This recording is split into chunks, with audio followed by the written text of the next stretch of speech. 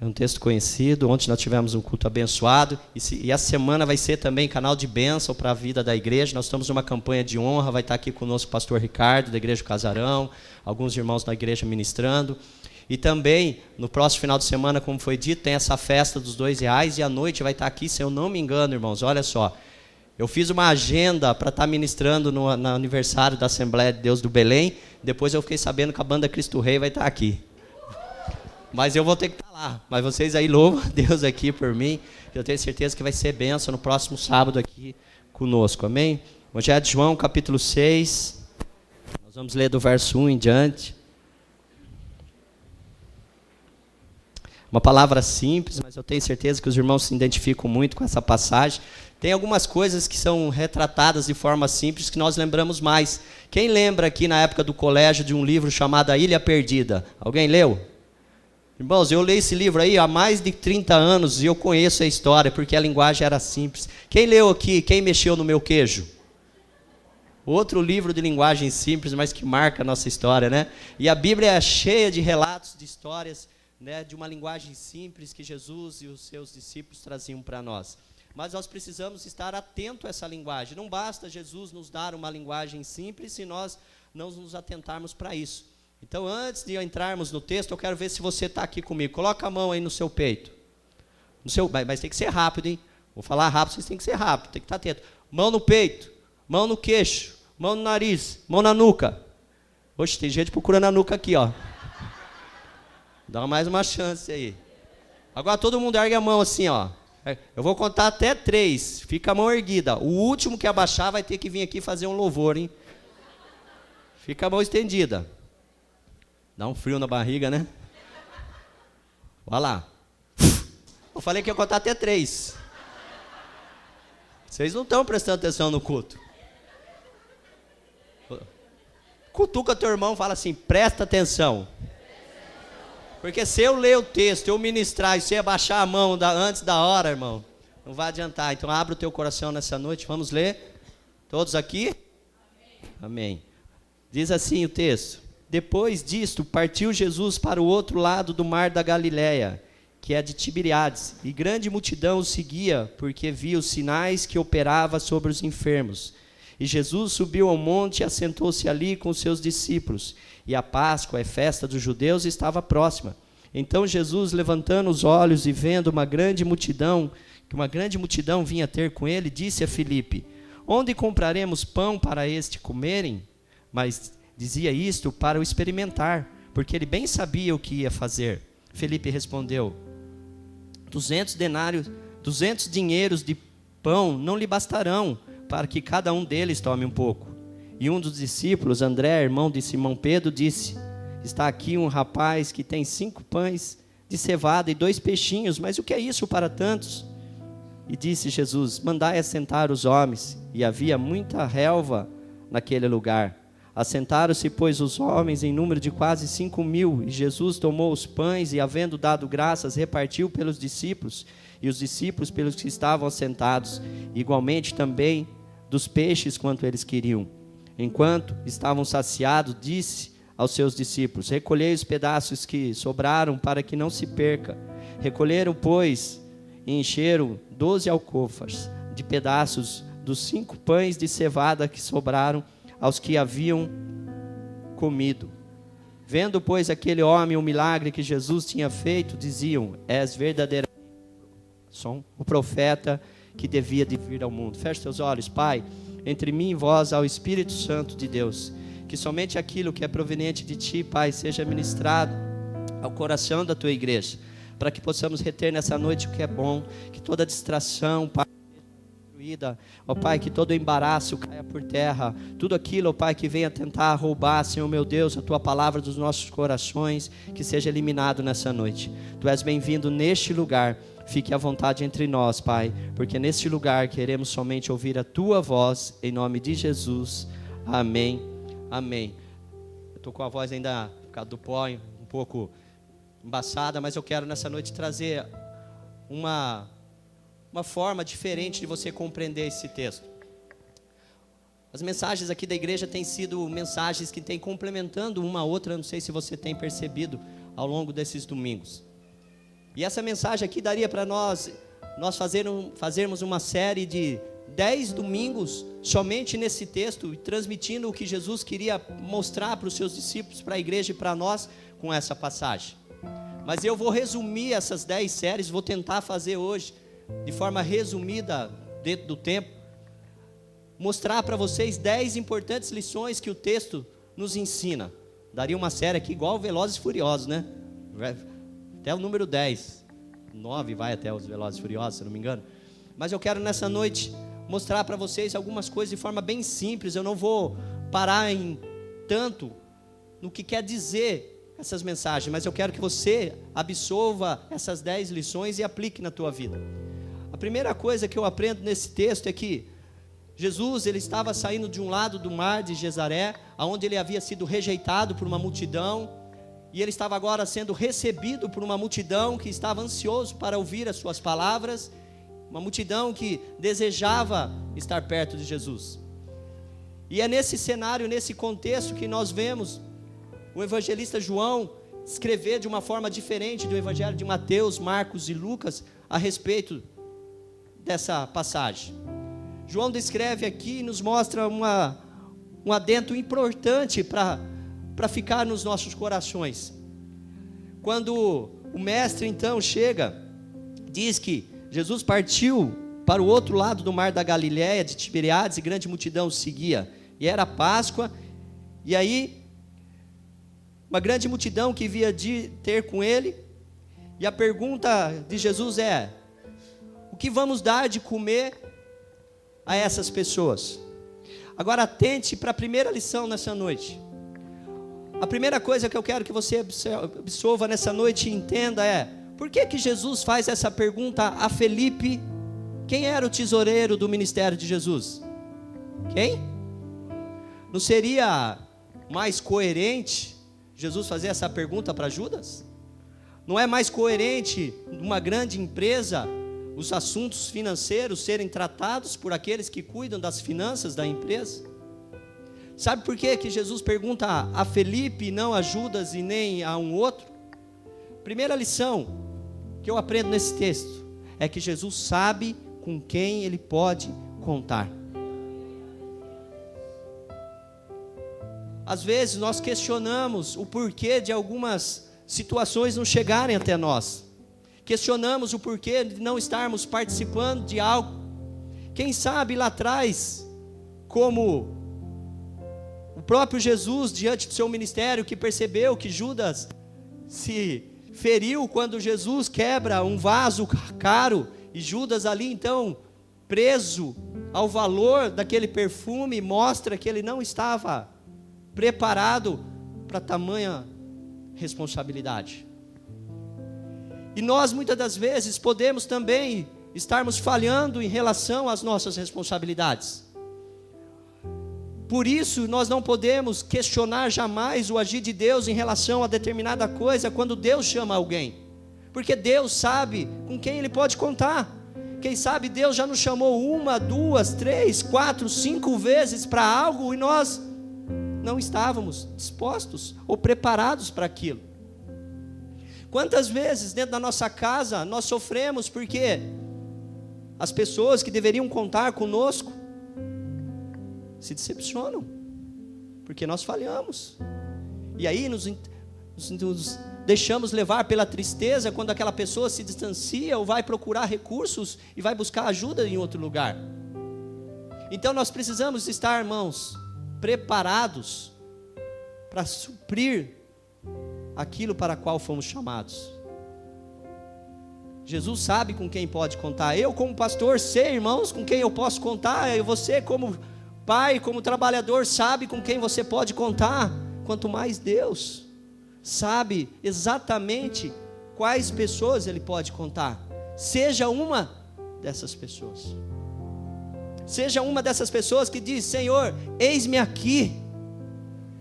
Senhor, eu vou à frente. O que o Senhor precisa? Que antes mesmo da situação surgir, se coloca à disposição e diz: espera aí, não vai ficar desse jeito, porque eu vou contigo. Eu vou à frente, eu vou do seu lado, eu vou com você, onde quer que você vá, conte comigo. Nós ficamos tristes porque as pessoas não nos convidam para uma festa de aniversário. Quantas vezes convidou, você não foi? Nós nos chateamos porque de repente uma pessoa é promovida no trabalho. Quantas vezes você fez hora extra? Quantas vezes você faltou do trabalho? Ficamos chateados porque Deus abençoa aquela pessoa e não nos abençoa. Quantas vezes você amou o próximo? Quantas vezes você cuidou da sua família? Quantas vezes você estava disposto na seara de ser ceifeiro e ser trabalhador? De pegar uma vassoura na mão? De usar o seu carro para abençoar alguém? De ajudar o próximo, de ofertar? E aí você vê alguém sendo abençoado? Você questiona o agir de Deus? Seja essa pessoa a dizer: Senhor, eis-me aqui, conte comigo. Sabe por quê? A segunda lição, falei para vocês que daria uma série para cada tema. A segunda coisa, para a gente não ficar sem entender as 10 lições, a segunda lição: por que que Deus faz essa pergunta e por que que isso acontece com Felipe? O próprio texto responde, porque o Senhor diz assim: Felipe respondeu: 200 dinheiros de pão não bastarão para que cada um dele tome um pouco. Antes disso, a palavra do Senhor diz que Jesus disse isso para experimentar, porque ele bem sabia o que ia fazer. Jesus queria experimentar até onde Felipe podia ir, até onde os discípulos poderiam chegar. E às vezes Deus permite situações na nossa vida para ver se a gente sai daquela mesmice, se a gente estica, se a gente amplia, se a gente avança. Ele nos dá a oportunidade de romper com a mesmice, de sair do campo do natural e passar para o campo sobrenatural.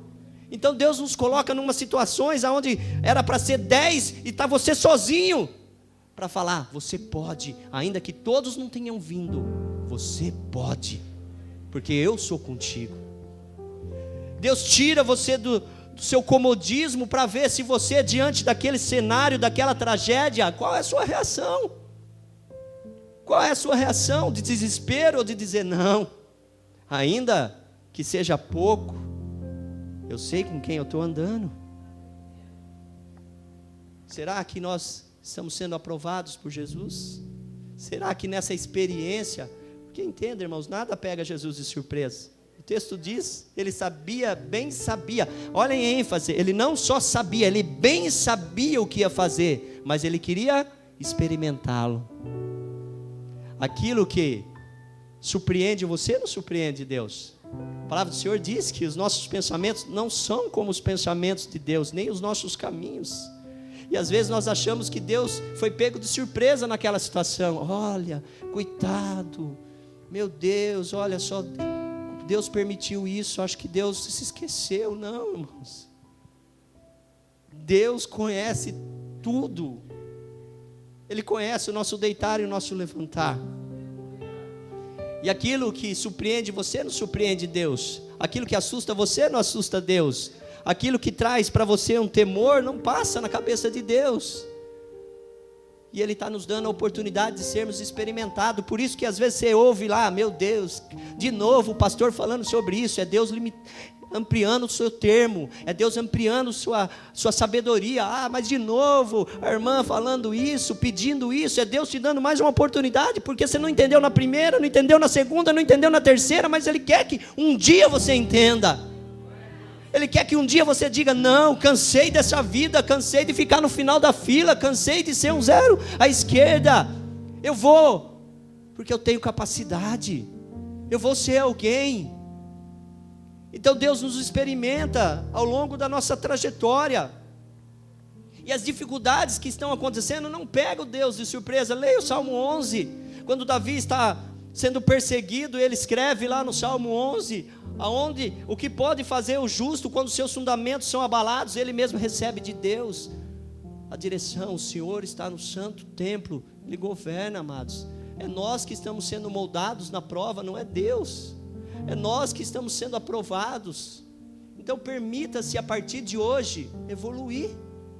Permita-se a partir de hoje a ser alguém melhor no teu casamento, no teu trabalho, ser alguém melhor como pai, como filho, porque Deus está permitindo ainda que você cresça.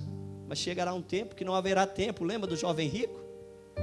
Deus permitiu para ele, ó, você quer herdar a vida eterna? Tudo que você fez até aqui, esquece. Eu vou ensinar um jeito muito mais fácil. Você guardava tudo, você sabia tudo da lei, você não tropeçava, tem um jeito mais fácil. Vai, vende tudo que você tem, entrega aos pobres e me segue. Ah, não, se tiver que ampliar nesses termos, eu não vou. Jesus não foi lá implorar por ele, abrir mão de 20%, 30%, ou aceita, não aceita, amados.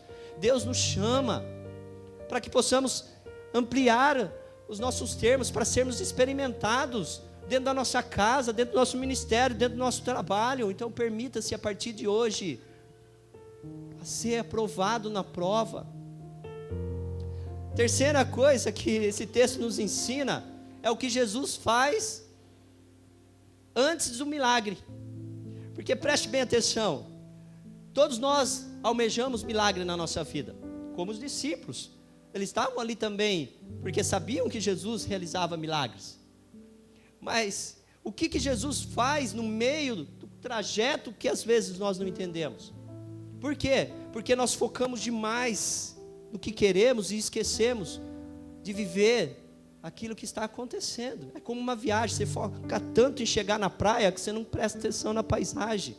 Você anseia tanto para receber o pagamento que você não consegue prestar atenção nas coisas que estão acontecendo na tua casa, nas coisas mais importantes do dia a dia, porque você só pensa em receber para comprar alguma coisa, mas você não pensa nas coisas importantes que acontecem no meio do caminho. E olha, que na beira do caminho os discípulos estavam acompanhando Jesus, os discípulos viram uma multidão rejeitando Jesus, porque Jesus havia expulsado um demônio da vida de um menino, Jesus havia feito algo grande, mas eles não receberam, mas viu uma multidão que não tinha recebido nada, ansiosa para ouvir Jesus. Quer milagre maior do que esse, irmãos? Às vezes estamos tão focados no milagre que não percebemos que já estamos vivendo um milagre na nossa vida, na nossa casa. Já somos um milagre. Só um milagre de ter Jesus andando conosco. Só um milagre de estarmos aqui. Quantas pessoas estão nos leitos hoje, nos presídios? Quantas pessoas hoje que não podem sair de casa? E nós estamos no caminho, esperando, esperando Deus vir e falar como tem falado conosco, ouvir a voz de Deus. Aproveite. Devemos entender e valorizar o que acontece no caminho. Pare de focar somente naquilo que você quer. Às vezes não valorizamos quem está conosco no caminho, como os próprios discípulos muitas vezes, e a grande multidão. Porque queremos tanto algo que esquecemos de valorizar quem está conosco no pouco. Valorize as pessoas que estão com você nos trajetos da sua vida, que fazem parte da sua história. Porque às vezes você está tão preocupado com o que você quer, que você esquece que tem gente do seu lado que também está precisando. Somente de um abraço, enquanto que você está só lamentando o que você não tem, há pessoas perto de você esperando somente uma palavra sua, um elogio seu, ou que seja um silêncio seu, para ela poder descansar. Valorize quem está com você nesse trajeto. Quarta lição, para dar tempo das 10, é que Deus nos ensina, durante o trajeto do milagre, Deus nos ensina algumas lições no meio do caminho. Repare que, muitas das vezes, nós não gostamos de caminhar, não gostamos do trajeto, nós não valorizamos o ir, gostamos mais do chegar. Quem gosta de dirigir, quem não gosta de dirigir, quem não gosta de andar a pé, não vê a hora de chegar. Mas Deus nos ensina algumas coisas ao longo desse caminho. E na nossa vida é assim também. Às vezes Deus nos leva para alguns desertos, para alguns caminhos que nós não gostaríamos de ir. E repare que muitas coisas aconteceram na Bíblia com grandes homens de Deus no caminho. As pessoas questionam, ouvi muitos pregadores já questionar, nossa, Moisés, o homem de Deus, não entrou na terra prometida. Mas muita coisa que Moisés viveu com Deus, aqueles que entraram na terra prometida nunca viram. Só Moisés falou com Deus face a face. Só Moisés entrou debaixo daquela nuvem, da presença de Deus. Só Moisés experimentou os milagres de uma forma sobrenatural. No caminho, amado, nós temos a oportunidade de viver muitas coisas. no trajeto da nossa prova, nos desertos da nossa vida, nós temos oportunidade de sermos estruturados por Deus. Deus quer nos dar estrutura nesse deserto, nesse caminho, mas nós não estamos absolvendo isso. Observe quantos milagres aconteceram no caminho. O milagre de Jacó, o milagre daquele cego Bartimeu. A Bíblia diz lá em Marcos 10 que ele estava onde? Na beira do caminho. Mas quando ele começa a caminhar e ir até Jesus clamando, o milagre já acontece, porque Jesus manda chamá-lo. Aquela mulher do fluxo de sangue, Marcos capítulo 5, que toca em Jesus da onde? No caminho, nas vestes. Quando ele estava andando atrás de Jesus, ela toca e é curada no caminho. A palavra de Deus diz que João Batista se fortalecia no deserto da vida. É nos desertos da nossa vida que Deus nos prepara para viver e romper com coisas que nós não conseguiríamos viver se estivéssemos longe desse caminho. E Deus está falando com pessoas aqui. Eu permiti alguns caminhos da sua vida, eu permiti algumas caminhadas pelas quais você não gostaria de passar, mas era para você criar uma estrutura na tua vida, era para você criar uma resistência, para que você pudesse olhar para dentro de você e falar o quanto você é forte, não o quanto você é fraco. Era para que você pudesse glorificar e exaltar a sua resistência, não o que você não tem. Nesse caminho eu estou te preparando para ter o melhor dessa terra, para você experimentar aquilo que eu tenho preparado para você, mas você não entende. No meio do caminho você quer voltar, você quer reclamar. Irmãos, há uma história na Bíblia que é muito linda e acontece no meio do caminho, 7 quilômetros, logo após a crucificação de Jesus. A palavra do Senhor diz que 2 discípulos saíam de Jerusalém e caminhavam para Emaús, 7 quilômetros, irmãos, daria ali uma hora de viagem, mais ou menos. E aqueles 2 que estavam murmurando, reclamando, porque esperavam um rei que viria governar com força, e não entenderam aquilo que Jesus ensinara, estavam voltando, estavam saindo do caminho, voltando para Emaús. E Jesus dá para aqueles 2 homens a maior aula de Pentateuco que qualquer homem conseguiria em apenas uma hora. Quando Jesus começa a caminhar com aqueles 2 homens que não conhecem Jesus, voltando, Jesus então entra no meio do caminho com aqueles homens e começa a ouvi-los, e eles reclamando, murmurando, como muitas vezes nós ao longo dos nossos caminhos. E eles diziam: você não está sabendo, falando com Jesus sem saber o que aconteceu com Jesus. E Jesus dizia: não era sabido que ele deveria passar por tudo isso? E Jesus chama ele de nésios, de duro de coração. E Jesus começa a pregar para aqueles homens. E a palavra de Deus diz que quando eles caminhavam com Jesus, ao longo daqueles caminhos, eles foram absolvendo aquela palavra. E quando Jesus chega então ao fim do ponto de viagem, aqueles homens convidam Jesus para entrar na sua casa, e Jesus parte o pão, e os olhos deles são abertos, amados, porque lá atrás, no meio do caminho, eles começaram a ouvir Jesus. Milagre foi que Jesus estavam com ele naquele caminho, não era outra pessoa. Nós precisamos valorizar mais as coisas que estão acontecendo ao longo das nossas caminhadas, ao longo daquilo que muitas das vezes não é o que queremos, porque Jesus está conosco em cada trajeto da nossa vida, mas nós ficamos tão para baixo com as crises que nós esquecemos de enxergar quem está conosco, de enxergar o quanto nós temos pessoas importantes do nosso lado, quantas coisas boas nós temos.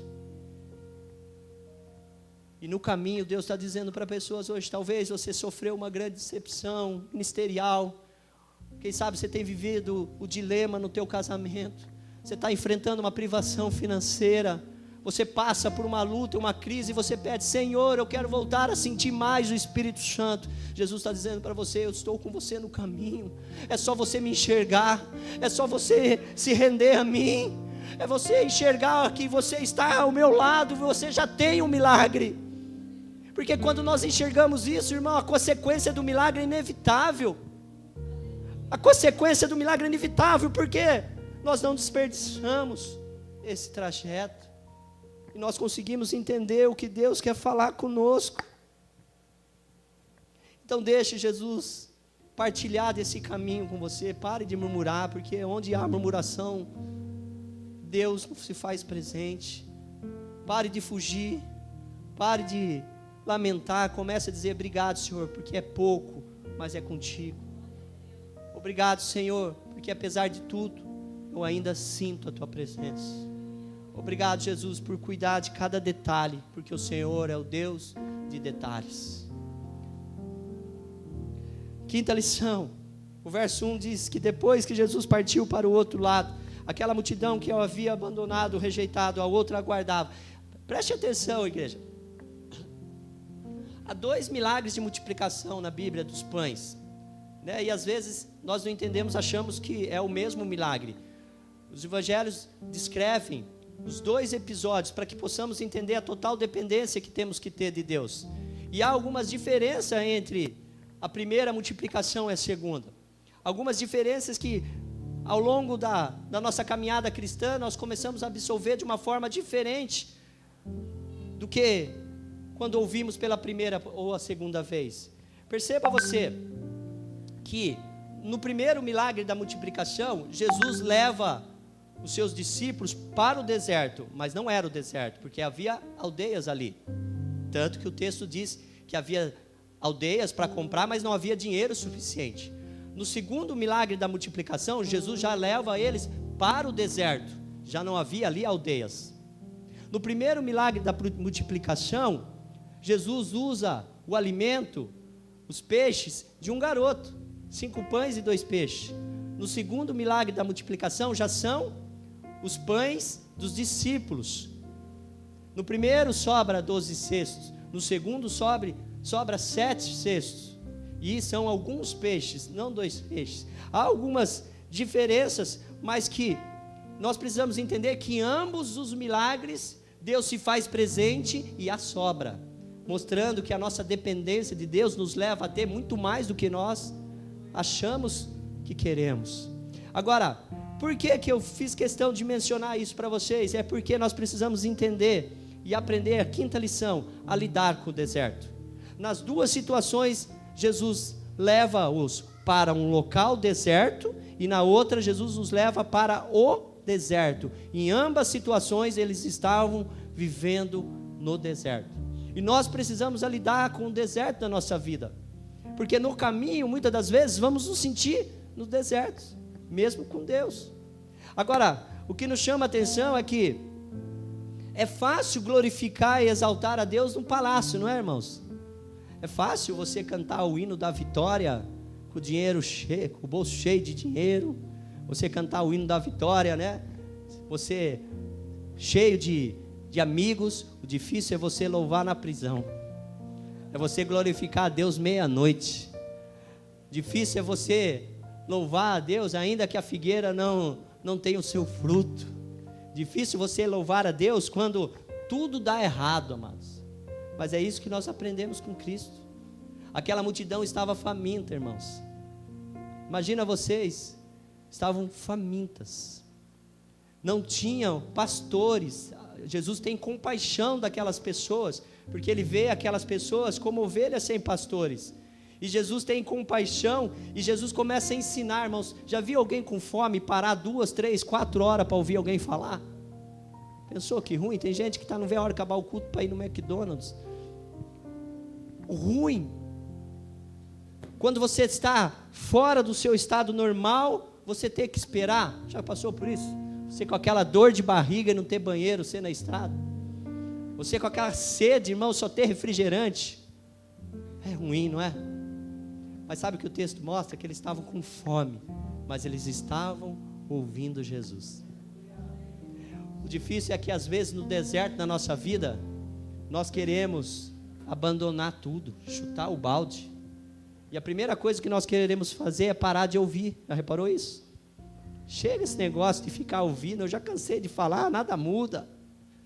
Já falaram para mim que meu casamento vai mudar, já falaram que meu filho vai mudar, eu já fui em campanha, eu já fui no culto, eu não quero mais saber dessa vida, eu vou dar um basta nisso tudo. Não é assim que a gente faz? Eu vou chutar o balde. Não sabemos lidar com o deserto. Fugimos das pressões da vida. Quantas pessoas não vê a hora do culto acabar, amados? E eles estavam ali espremidos naquela multidão, com fome, no calor do deserto. Mas eles estavam esperando Jesus falar. Não fuja daquilo que Deus tem para a tua vida, no deserto da tua vida. Não desperdice as oportunidades que Deus te dá, amados. Moisés estava no deserto, ouvia Deus. Chegou determinado momento que ele encontra com Deus. Deus fala para Moisés: tira a sandália dos teus pés, porque o lugar que tu pisa é santo.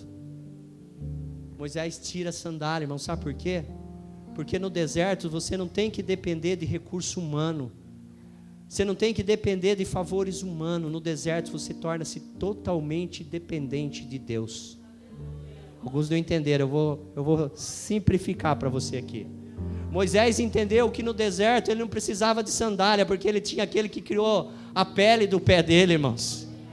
No deserto nós somos totalmente dependentes de Deus. Então vira para a pessoa que está perto de você e fala assim: seja mais dependente de Deus. Sexta lição: não tenha pressa de sair do deserto. Parece até incoerente, né, amados? Não tenha pressa. Às vezes o que nós mais queremos na nossa vida é pressa. Chega, Pai, chega de sofrer, chega de cansar, chega dessa vida. Mas nós precisamos entender que assim como a borboleta precisa passar pelo casulo, nós precisamos completar com a fase do deserto. Tem uma historinha que fala que uma vez um homem ficou observando um casulo, e ele viu conforme aquela borboleta, ainda sem ser borboleta, aquela larva se esforçava para romper com o casulo, e o homem ficou com dó, foi lá e cortou o casulo, e a borboleta saiu então facilmente, mas ela nunca foi capaz de voar. O que o homem, na sua mais bela intenção, não sabia que o esforço necessário do casulo era a forma adequada para criar a resistência necessária para poder se formar. E às vezes nós queremos fugir, amados, do deserto. Não fuja, peça para Deus: Jesus, me dê forças para continuar a ser aquilo que o Senhor quer que eu seja. Porque daí com essa força você pode sair, mas sem estar preparado, irmãos, não queira. Não queira, porque você vai voltar a ter as asas amassadas, vai voltar a rastejar. E Deus quer que você saia preparado para voos. Então não tenha pressa. A Bíblia diz que eles, ouvindo Jesus, mesmo com a falta de provisão, mesmo cansado, eles valorizavam aquele momento. Valorize mais esse tempo que você tem na igreja. Às vezes a gente chega na igreja, né, nem dá importância para o culto, irmão. É pé na parede, é chiclete embaixo do banco, é copo que a gente joga no chão, é conversa, é anda para lá, anda para cá, é conversa no celular. Você está desperdiçando Jesus falar, irmãos. Você está desperdiçando o momento que Deus está te dando. Você está perdendo a oportunidade que Deus está te dando de te preparar e terminar mais rápido esse preparo. Então valorize mais as coisas que Deus coloca na tua vida. Às vezes nós ficamos, tem gente que fala assim: só Deus sabe por que eu vim no culto hoje. Se eu não tivesse que louvar, eu não vinha. Se eu não tivesse que abrir o culto hoje, eu não vinha. Se não fosse a minha mulher, hoje eu não vinha. Não faça isso, irmãos. Você tem que ter prazer em servir a Deus. Você tem que ter prazer em estar na casa do Senhor. Há pessoas hoje que viram homem-bomba para servir um Deus que não ressuscitou. E você não tem capacidade de levantar da cama, andar alguns quilômetros para servir a Deus. Você não tem capacidade de aguentar 1 hora na igreja, frequentar 3 cultos na semana. Então tenha prazer em ouvir Deus e estar onde Deus quer. Não tenha pressa de sair da presença de Deus. Primeiro que nós não podemos sair da presença de Deus, né? Quanta gente despede no culto: Senhor, me despeço da sua presença. E vai entrar na presença de quem então, meu? Misericórdia, né?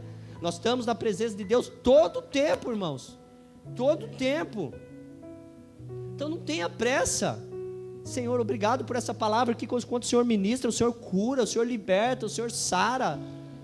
Obrigado por me ensinar, irmãos. Quando você passar a absorver a palavra de Deus e amar essa palavra de Deus, você vai vir de culto de manhã, de escola dominical, em oração, quarta-feira. Quando tiver trabalho na igreja, você vem. Quando não tiver trabalho na igreja, você faz culto na tua casa, porque você vai desejar ansiosamente estar na presença de Deus. Né? Eu vejo os recursos que nós temos hoje, cadeiras confortáveis, a maioria das igrejas tem espaço, né, para poder favorecer, e aqueles discípulos, aquela multidão apertada, irmãos, sofrendo, mas ali, ouvindo atentamente a voz de Deus. Valorize essa voz, valorize melhor aquilo que Deus tem para a tua vida, porque é no deserto que Deus nos dá lindas composições, Deus nos dá momentos extraordinários. Davi, quando escreveu aquele Salmo 121, que os irmãos conhecem, Davi estava sendo perseguido por Saul. Davi foge para uma caverna. O filho de Saul, Jonathan, vai e avisa Davi que Saul estava vindo agora com um exército para matar Davi. Enquanto Davi estava ali conversando, ele percebe então Saul chegando e ele foge, irmãos. Ele sai correndo, só que quando ele sai correndo pela montanha, ele chega num penhasco. E quando ele chega num penhasco, ele fica, você vai ler lá a história de Davi lá em 2 Samuel, você vai ler o Salmo, ele fica num penhasco, de frente para um precipício. Atrás estava Saul tentando matá-lo, e ele naquele penhasco, sem poder se mexer, ele escreve um dos salmos mais lindos da Bíblia, eu sei, mas vou ler para os irmãos, que eu elevo meus olhos para o monte, que diz assim, olha o que Davi escreve no deserto da vida dele.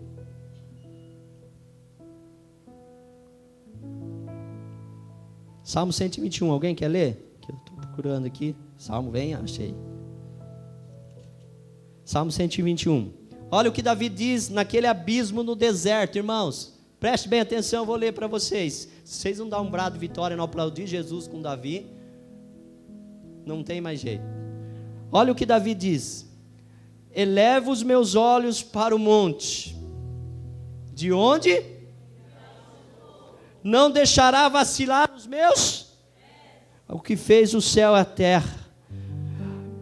Olha só. Eis que não tosquenejará nem dormirá o guarda de Israel. O Senhor é quem te guarda, o Senhor é a tua sombra direita, o sol não te molestará de dia, nem a lua de noite, o Senhor te guardará de todo o mal, guardará a tua alma, o Senhor guardará a tua entrada, a sua saída de agora para sempre, amados. Aplauda Jesus. Davi no deserto, sendo perseguido, afligido, irmãos, mas ele diz, eu elevo meus olhos para o monte, de onde vem o meu socorro. E nós no deserto, o que nós fazemos? Enfiamos embaixo de uma cama, nos entregamos à tristeza, choramos, murmuramos, reclamamos e esquecemos de elevar os nossos olhos a Deus. Então não tenha medo, não tenha receio, Deus está cuidando de cada detalhe. Aproveite esses momentos que Deus está te dando, aproveite os cultos, aproveite a tua família, aproveite as oportunidades que Deus está te dando. 7ª lição, nós entendemos que não devemos ter pressa e também não fugir do problema. Olha só, quando Jesus faz aquela pergunta no verso 7, nós aprendemos que Felipe, ele tinha o quê? Ele tinha um recurso, mas ele não tinha solução. Quem que tinha solução? O garotinho. Mas olha o que interessante, nós aprendemos aqui que nós não podemos fugir das nossas responsabilidades, como foi dito no começo. Nós não podemos fugir daquilo que está ao nosso acesso, aquilo que depende de nós.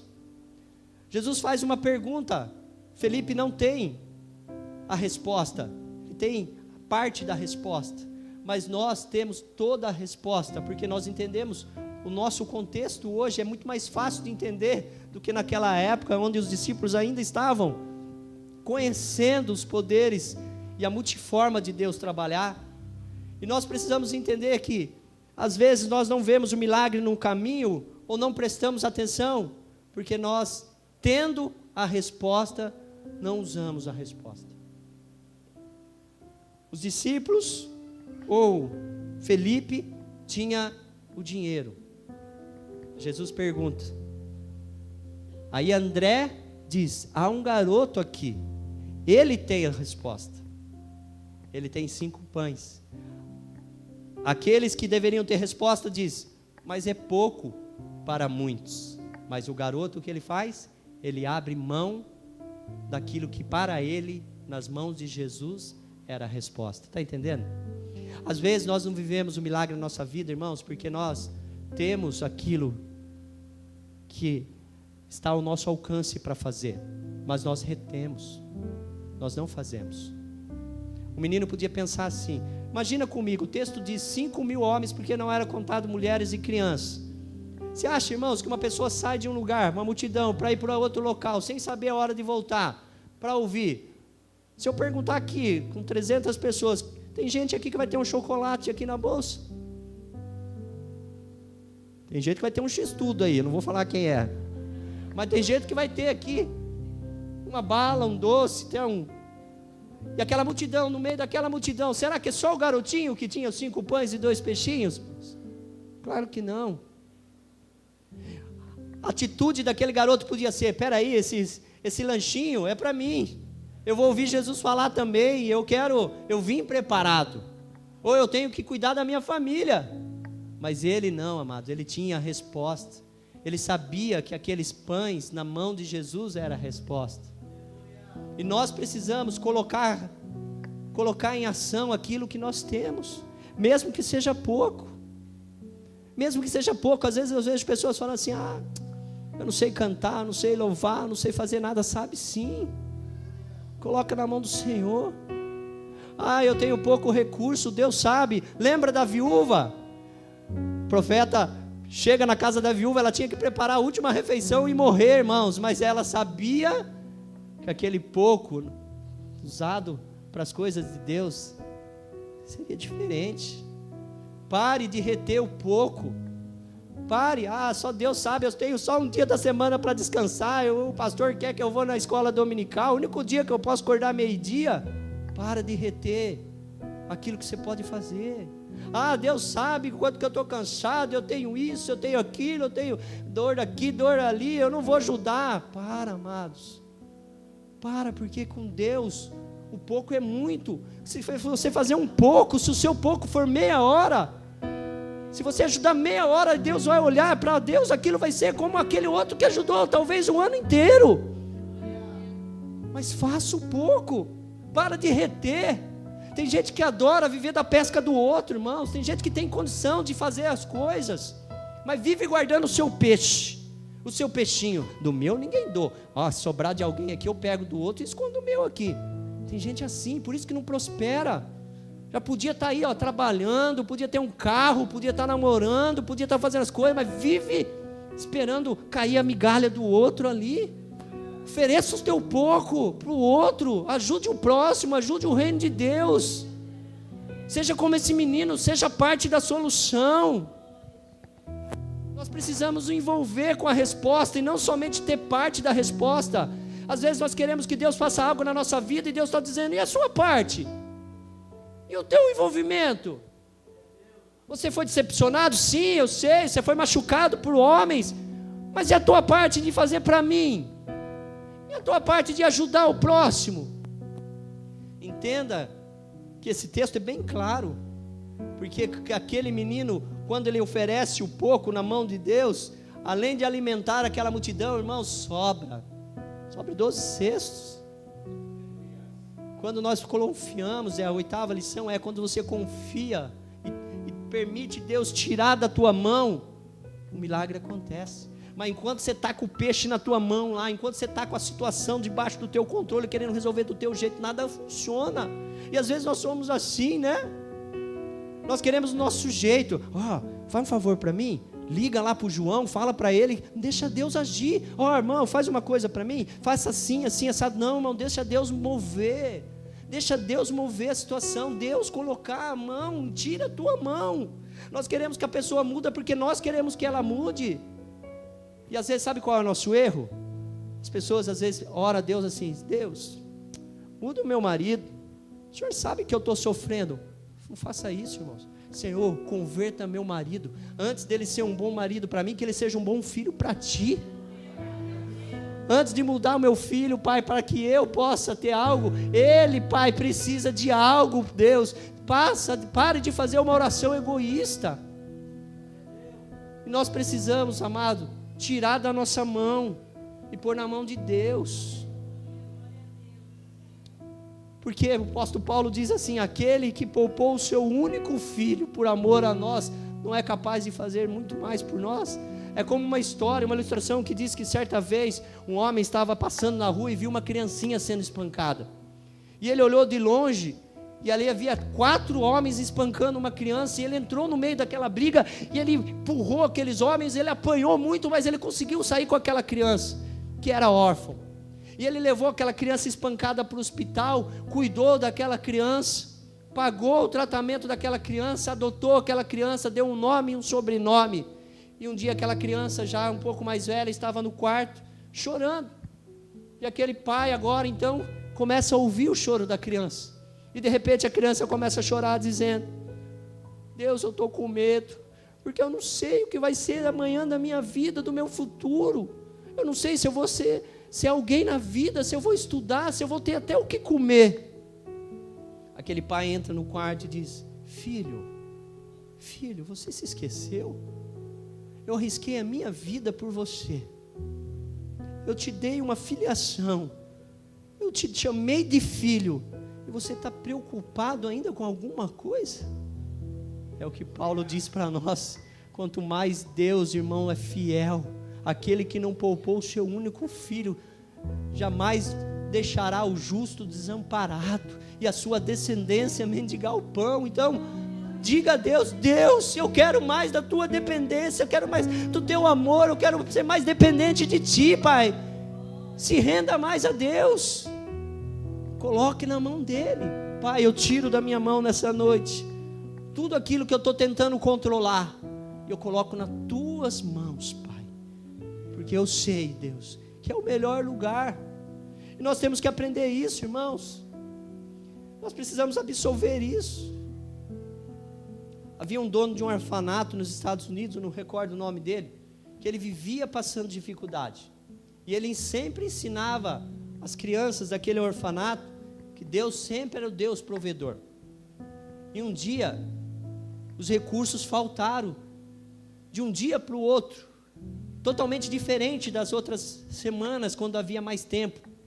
E aquele homem começou então a orar a Deus, só que ele não contou nada para as crianças. Era num sábado e no domingo de manhã, não tinha pão e nem leite para o café.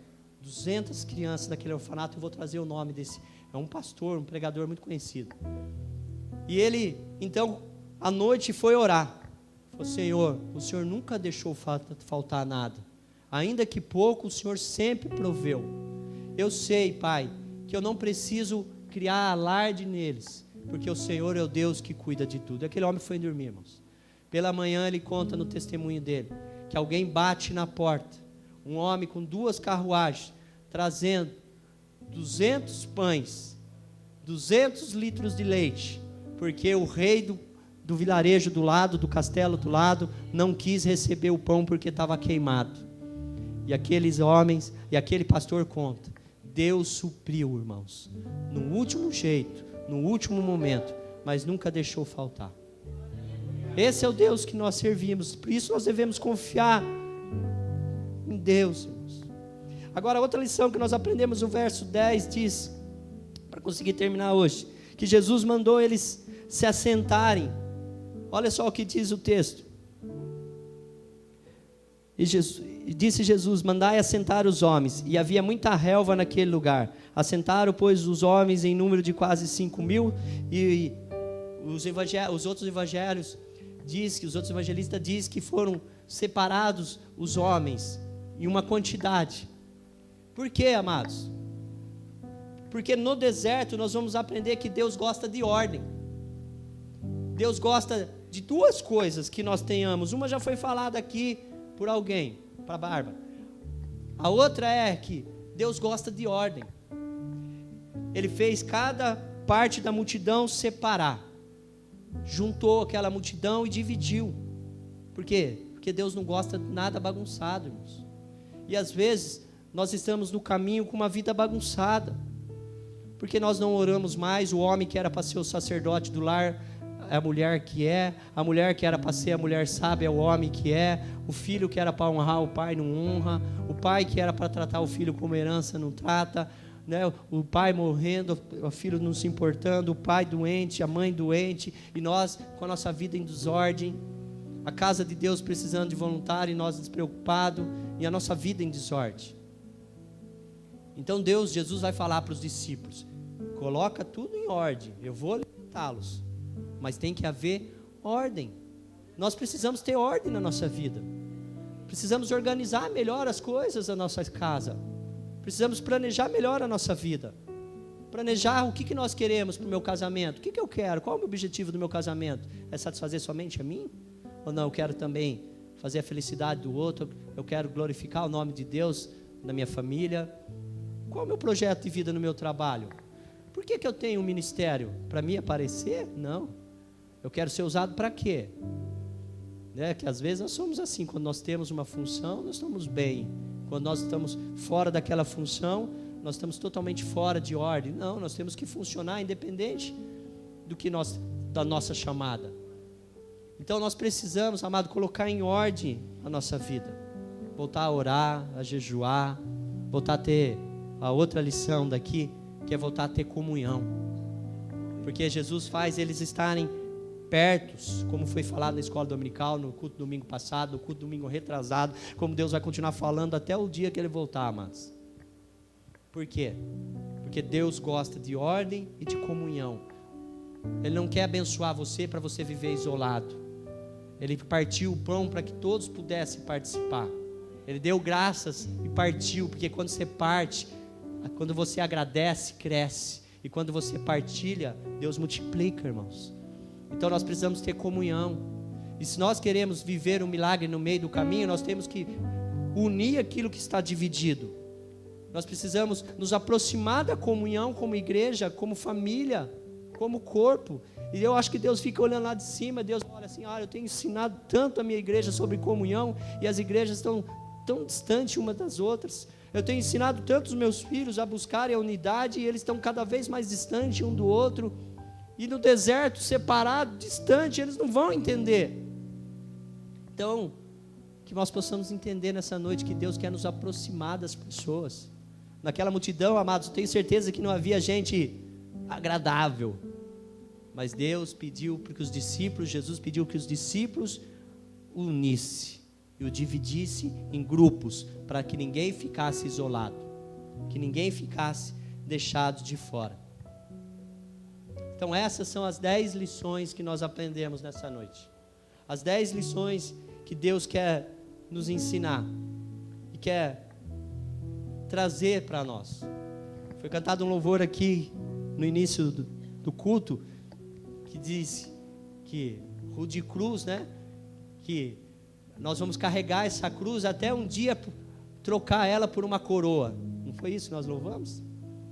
Às vezes nós confessamos isso sem entender a importância disso, né? Senhor, vou carregar a tua cruz até um dia por uma coroa trocar. É Deus colocar uma cruz na tua mão, você joga fora, irmãos. É Deus dar uma responsabilidade, você abandona. É o primeiro obstáculo, o primeiro peso, você quer voltar. E você quer falar que quer trocar por uma coroa?